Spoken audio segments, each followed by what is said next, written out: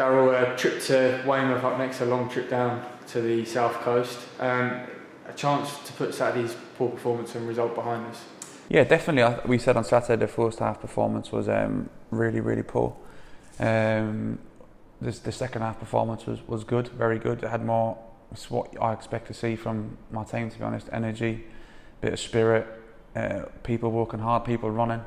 The bare minimum that you expect from a football team, but I think we didn't show that in the first half, and we showed it in the second half. And I thought the players who come on, Rance, Weston, McQueen, had a big impact on the team in terms of that. My next question is sort of what sort of reaction are you looking for? But I guess you almost got a little bit of a reaction in that second half performance. But what are you looking for? Consistency. If we want to climb the table and be a team that wants to achieve something, we have to show more consistency. We have to do the basics better. I think I alluded to Saturday that the football club's been, for the last 2 years, down the bottom end of the National League. We've got aspirations to be competing at the top end of it, but we need to really cut out this mentality of accepting mediocrity. I won't accept it, and myself included. I'm not away from that. I'm not blaming any players. It's me, my staff, my players. We have to do more than we've done so far this season.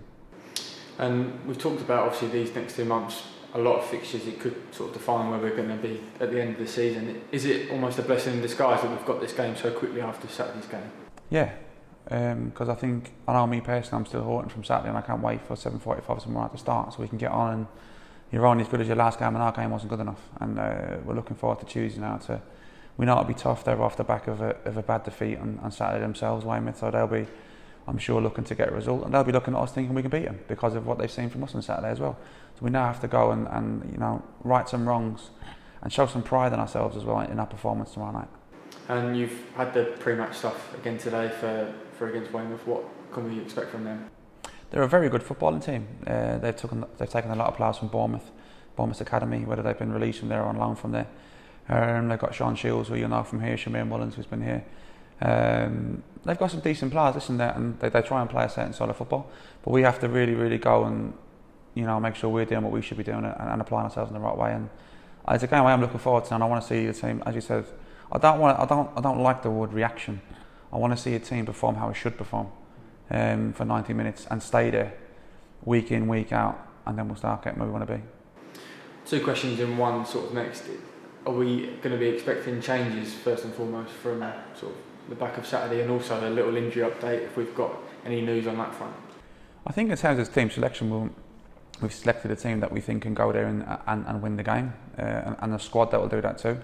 I said to you Saturday that it's been 10 games down to the season. I know we're December, but it's only 10 games into the league campaign. And you go to bed Friday night sometimes and you're not sure what performance you're going to get out of certain players the next day. And I've tried and trusted people to perform, and they haven't, and they've had enough chances now. And I think it's now time to pick a team that you can look at them and go, when I go to bed tonight and Friday nights before games, I can know what that player's going to produce me.